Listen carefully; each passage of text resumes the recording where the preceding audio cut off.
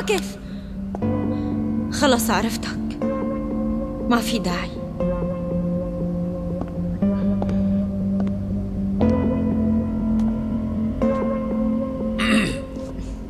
شو ريحتوا حالكم شوي؟ صرتوا جاهزين تروحوا على المهمة الجديدة؟ بتكفيكن أينورة، ما في داعي لإلي.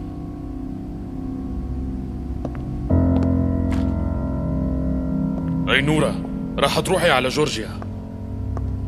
نحن بالحالة الطبيعية رح نحتاج لشخصين يتخفوا، رجال ومرته، مشان عملية إنقاذ. بس هلأ رح تنجبري تبيني إنك لحالك وما في حدا غيرك بهي المهمة.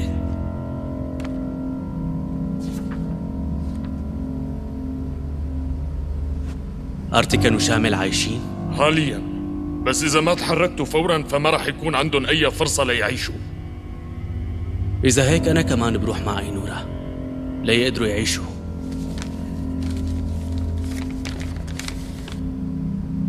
الجنرال حاطط عناصرنا بمكان عند رفيقه المقرب منه كتير وراعي مصالحه، وهو أشهر واحد بربي خيول. رح يبلعوا الطعم. شو هالصدفة إنه نروح هلأ لعند مربي الخيول صديقه؟ مشان نوصل للجنرال، هذا أحسن شيء بنقدر نعمله، ورح خلي الباقي عليكم. خلينا نشوف شو رح تقدروا تعملوا انتوا اثنين.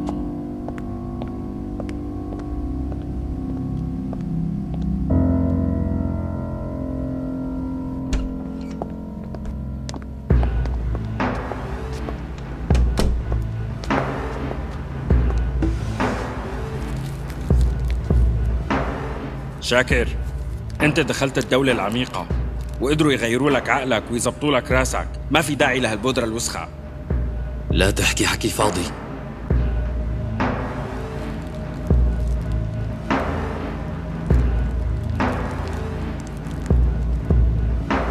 خود هدول كبون وحضر لي شنطاية صغيرة حط لي فيها تيابي. خير ان شاء الله شاكر، خلصت مهمتك بالبلد ورايح على مهمة برا؟ ايه في شي من هاد، وصار لازم ارتاح شوي. معلم جايين جماعة المخابرات. فوتهم.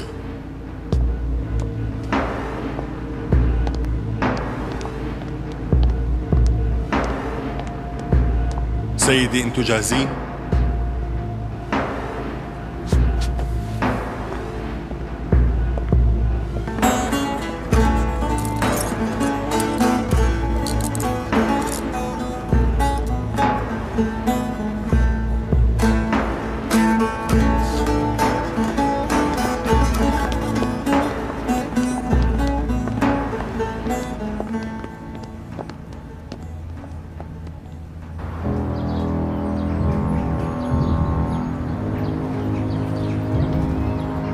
سيدي، اجا السيد أشرف. سيد أشرف؟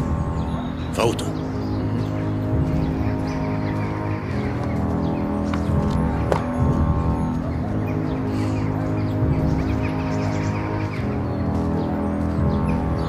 تفضل.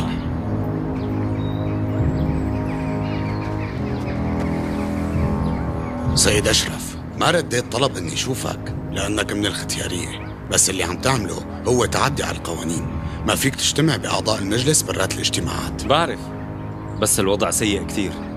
الختيار الكبير سكر علينا كل الطرق ودعوس برجليه على قوانين 2000 سنة، وإذا ما عملنا شيء فهاد خطر على الدولة وعلى الأمة.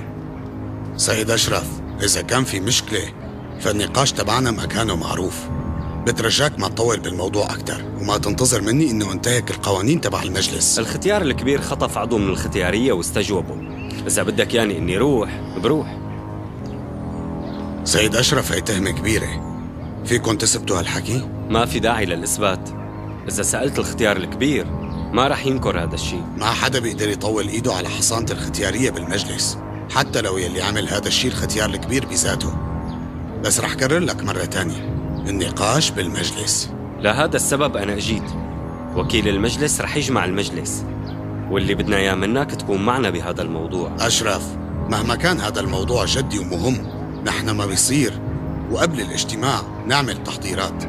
مكان هذا الموضوع هو المجلس وبس، وهنيك رح نقوم بشغلنا ونتحمل مسؤولياتنا.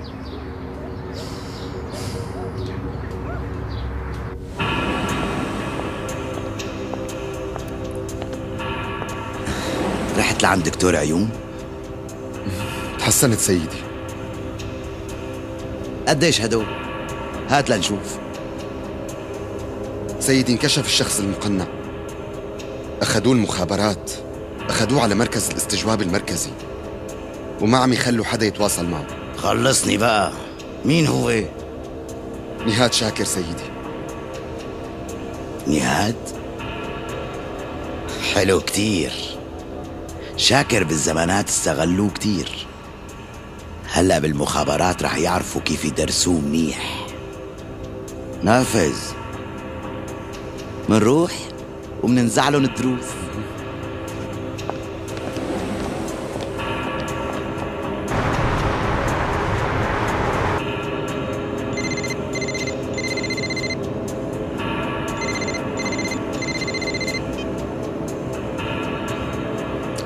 الو نعم. سيد أشرف، أنا فاروق. سيد فاروق أنت منيح؟ لازم تجمعني مع الوكيل فوراً. سيد فاروق أنا متضايق من اللي صار. بس ما بيكفي إنك تكون متضايق، لازم الختيار الكبير يدفع ثمن هذا الشيء.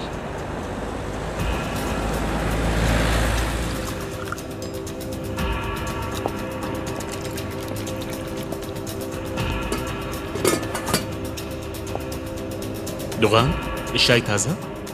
ما عنا شاي بايت. السيد سنجر بيحب الشاي شي؟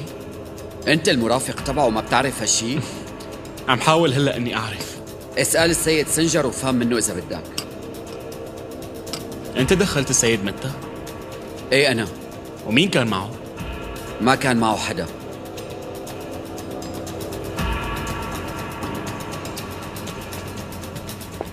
ما بيطلعوا بفوت حدا على هذا البيت من دون ما تجي وتخبرني.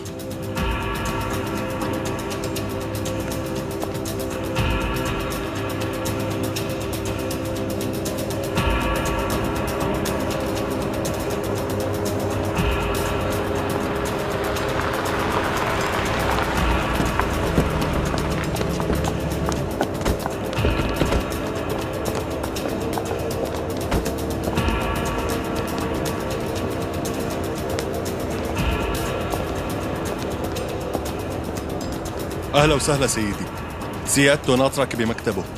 شو صاير؟ شو بتداور أخلاق مديرك؟ يمكن صاير معه روماتيزم. ليش ما طلع استقبلني على الباب؟ ما تواخذنا سيدي، بس عنا عجقة شغل. ايه مو مشكلة، على كل ما اجيت لشوف مديرك، اجيت لحقق مع نهاد شاكر. تفضل سيدي.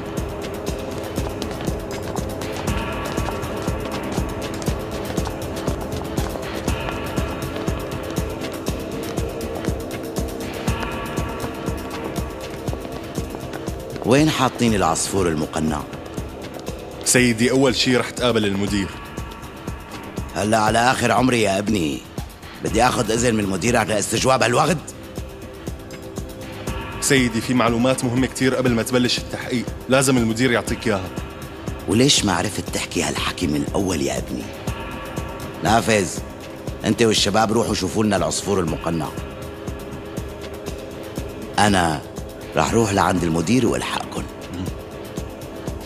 تفضل معي من هون.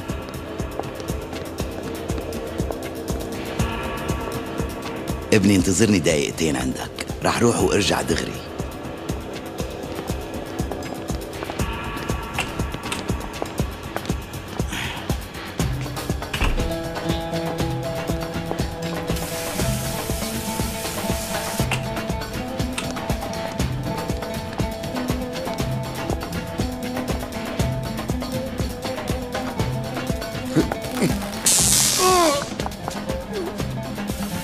ايه جيب السيارة لورا المبنى.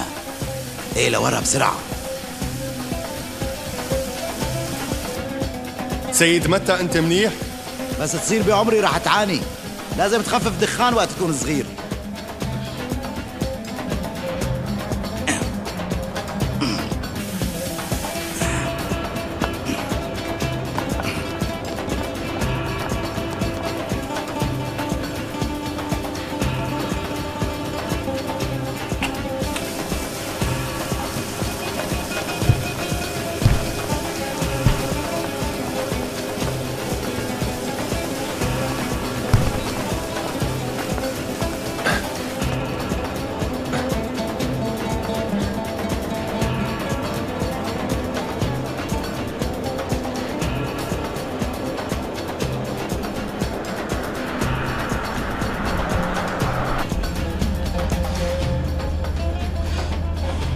سيدي، المخابرات عملوا لي فخ وحاولوا انهم يمسكوني.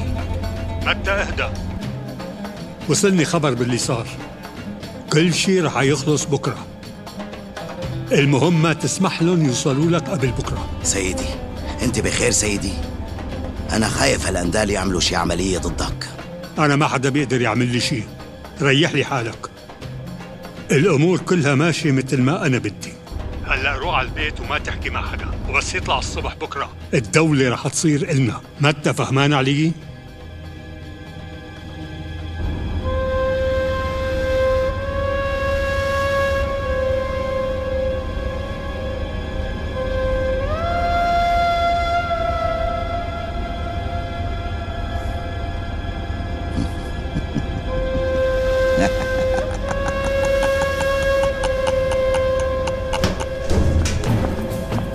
كشفوا عن عيوني يا كلاب. قيموا الغطا، قيموا الغطا عن وشي. اتركوني يا كلاب.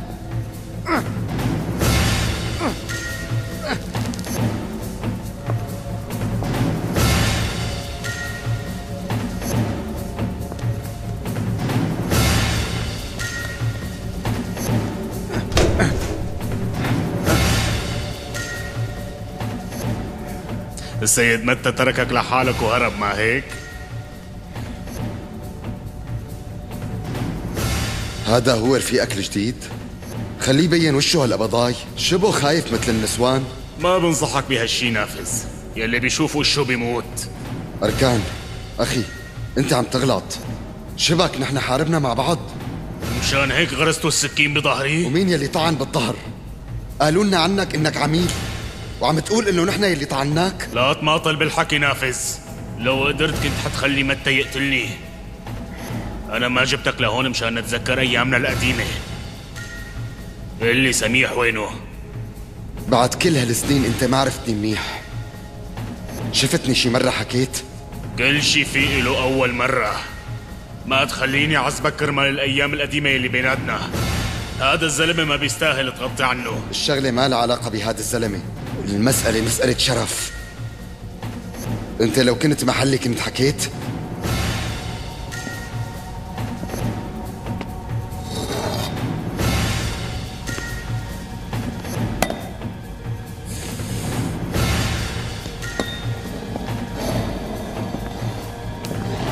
نافذ، هاد رح يكسر لك عظامك كلياتهم، وبالاخير رح تحكي كل شي عندك. لا تنتظر لتصير معاق.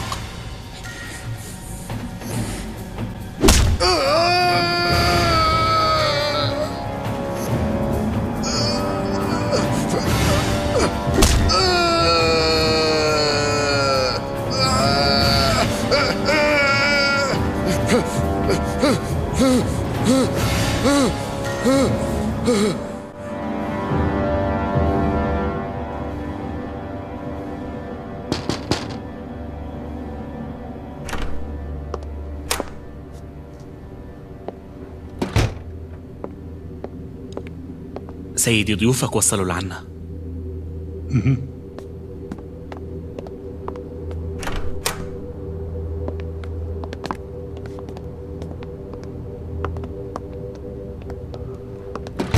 الحمد لله على سلامتك سيد فاروق.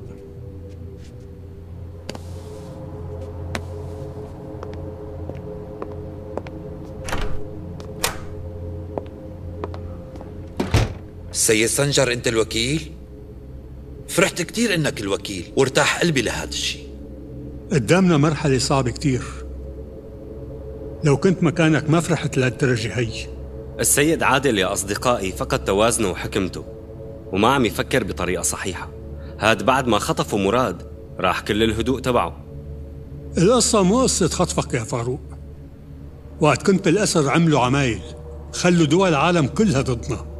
يا دوب قدرنا نغطي على الفضايح. الهجوم على القنصلية الإيرانية وحفل الاستقبال بيصير بس بالدول الإرهابية. وأنا كمان ماني مصدق إنه السيد عادل وصل لهي المرحلة، بس الكلام بالماضي ما عاد له أي أهمية. نحن لازم نتدخل بسرعة حتى نقدر نحل المشكلة، مشان نقدر نضمن تماما مستقبلنا. بالنسبة إلي كوكيل عملت يلي لازم أعمله، دعيت لاجتماع طارئ. وضميت كل قيادات المخابرات لتحت أمرتي، وشرحت لأعضاء مجلس الختيارية كل شيء بالتفصيل. أنا حكيت مع أعضاء المجلس واحد واحد، ما حدا منهم حب إنه يعطيني جواب. ما في ضمانات إنه رح ناخد الجواب يلي بدنا إياه بنوب. ما حدا من أعضاء المجلس رح يوافق على خطف حدا من الختيارية، ونحن رح نحاول نعمل كل جهدنا ليطلع من المجلس قرار صحيح يلي رح يدفع فيه عادل ثمن عملته يلي عملها.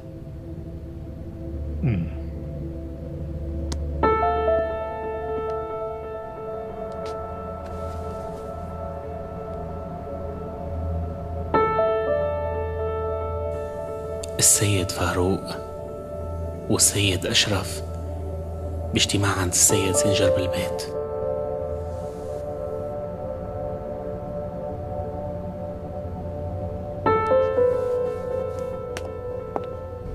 هركان، أقسم بشرفي ما بعرف وينه. بكفي حاجتي. كيف يعني ما بتعرف؟ انت اتهمت مقرنا واخذت سميح. ما بعرف لوين أخده، نزلني من السيارة وأخده. ما بعرف. نافذ، متى ما عنده أسرار وانتو راجعين أكيد خبرك بشي. ما حكى ولا كلمة عن الموضوع، وما خبرني لوين بعته. أقسم بشرفي هذا اللي صار.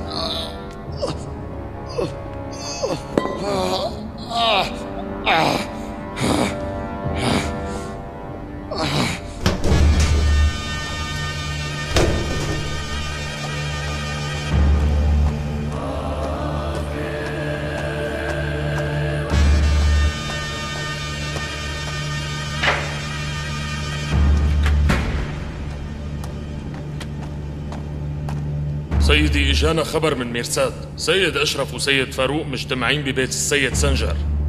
رؤوف ما عاد إلنا حق إنه نغلط أو نعمل غلط، ليكن هن كمان عم يغلطوا. يلي عم يذكرونا بقوانين الختيارية هن نفسهم يلي عم يكسروا هاي القوانين بإيديهم. سيدي، هدول عم بيخططوا ليعملوا انقلاب عليك. إذا عندهم القوة يعملوها. في أخبار عن المقنعشي؟ المهم نلاقي الخاين قبل ما يعملوا الانقلاب تبعهم. سيدي، لازم نمسك متى أيمار. ترك نافذ بالطريق وكمل، وراح لوحده وسلم زلمته سميح. طيب اتصل لي بمتى.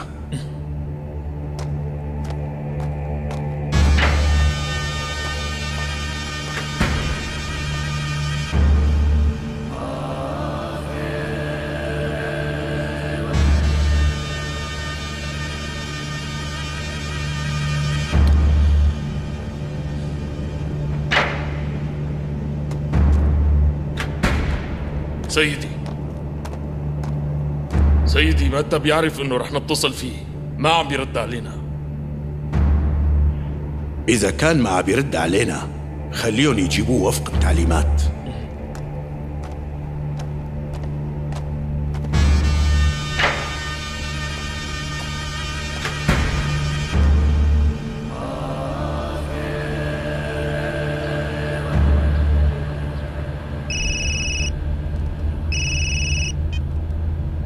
متى، شريكك عم بيقل لي الأدب معنا. سيدي، بدكن إياه عايش ولا ميت؟ بدنا متى عايش، وفوراً. أمرك سيدي، فوراً.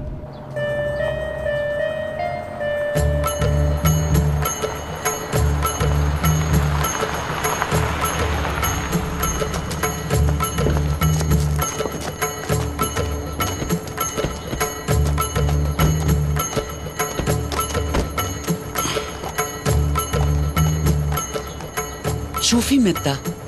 شو عم تحضر حالك للحرب؟ ليش جايب معك كل هالرجال؟ في شي من هيك أمي، لازم نمضي هالليلة بخير وسلامة. بس لسه ما إجا الليل ابني. شو يلي مخوفك بعز النهار ورجعت على البيت مشان تتخبى؟ سيد متى عم بيحط راسه بالرمل، بس ما في دواء للموت. أمي، عم بيصير تصفية حسابات كبيرة، وبس لتخلص هاي الحسابات ما لازم امشي بالنص بهاي الفترة.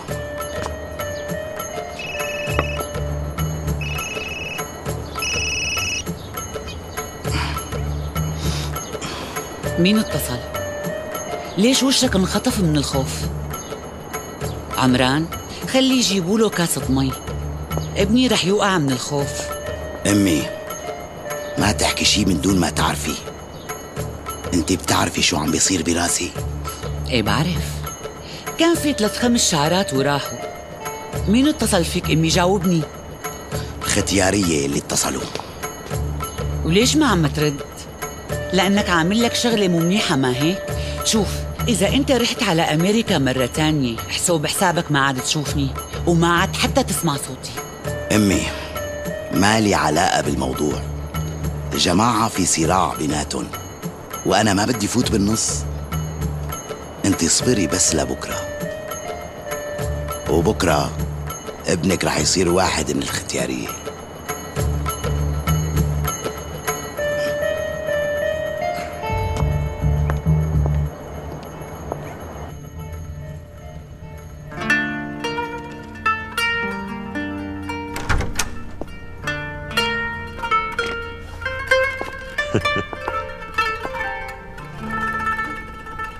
بنتي قلتلكن ما بدي تفوتوني على العملية، هاي ما قدرتوا تخلصوا مني.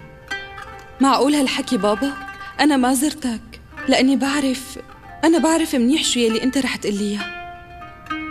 ليش شو كنت رح أقول؟ رح تقلي شو ما كان هي أمك، شو رح تقول؟ ورح تقلي أنت ما تعملي مثل ما هي عملت. أنت بتحبي تعرفي شو رح يكون الجواب؟ شو رح يكون السبب يلي خلاها تتركني؟ رح تقول إنها حبت وإنها غرقت بالعشق وما قدرت تحب أبي وبالعكس كرهته. شو رح بيهمني هالشي؟ مين هالأم يلي بتترك بنتها هيك؟ يعني ما كان بيهمك تسمعي جوابها؟ بلا بيهمني، طبعا بيهمني. كان بدي هذا الجواب من سنين، بس هلأ ما بدي إياها تحكي لي هالحكي وتموت مرتاحة. وأنا ما بدي إياكي تعيشي باقي عمرك وضميرك عم يعذبك.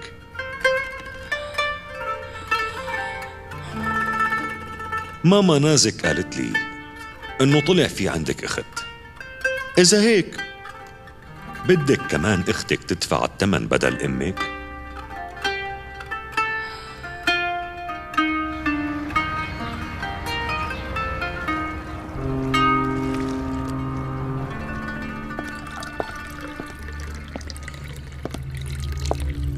شو وين دوغان؟ ما دريت، دوغان عامل حادث سيارة. كيف؟ طلع من البيت يعني؟ قلي وين عمل هذا الحادث؟ هو ورايح على المحل ضربته السيارة. وحالته منيحة؟ قالوا لي انه وضعه منيح. وينه هلا؟ بأي مشفى؟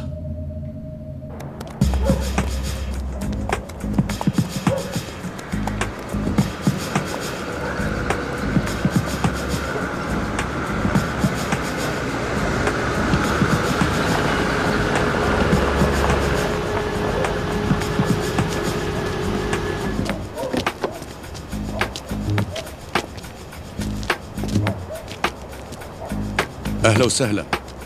ياوز أوجان. تشرفنا فيك سيدي. مرحبا مدام. ونحن بالأكتر. تفضل من هذا الجنب. الشباب رح يحملوا الشناتي عنكم. انتوا تفضلوا معي. أهلين فيكم. شكرا فيكم كتير. ترتاحوا لبين ما نجهز العشاء. تفضلوا تعالوا معي من هون. يلا شرفوا معي أستاذ.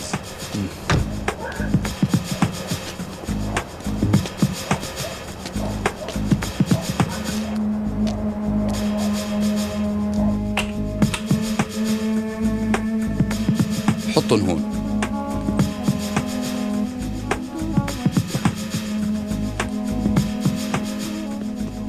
امتى رح نشوف الخيول اللي عندك؟ أنا بفهم إلي صبر المدام. أنا عندي أحسن خيول بالمنطقة. حضرت لكم برنامج خصوصي اعتبارا من بكرة، بخبركم عنه على العشاء. شكرا بنشوفكم. مع السلامة.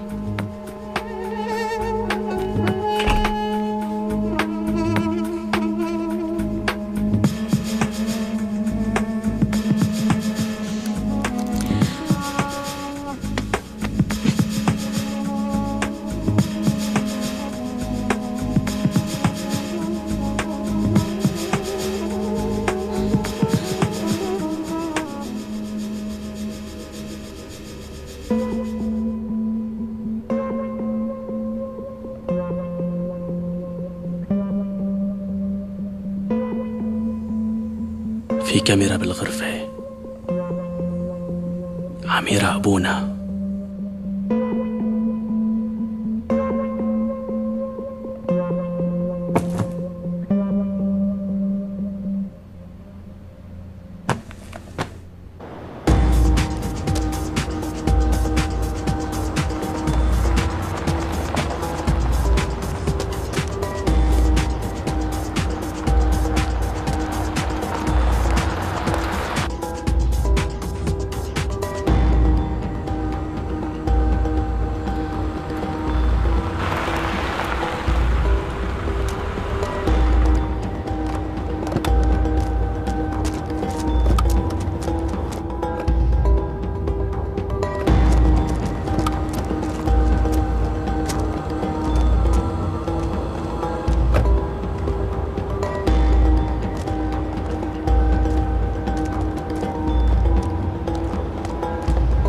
ناديلي على السيد متى. سيدي السيد متى مريض، للأسف ما عم يستقبل حدا.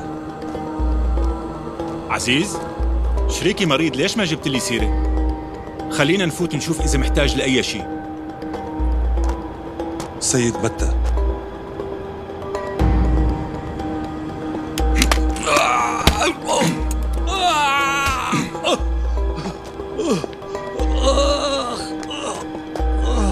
نزلوا سلاحكم انت وياه. على مين عم ترفعوا سلاحكم؟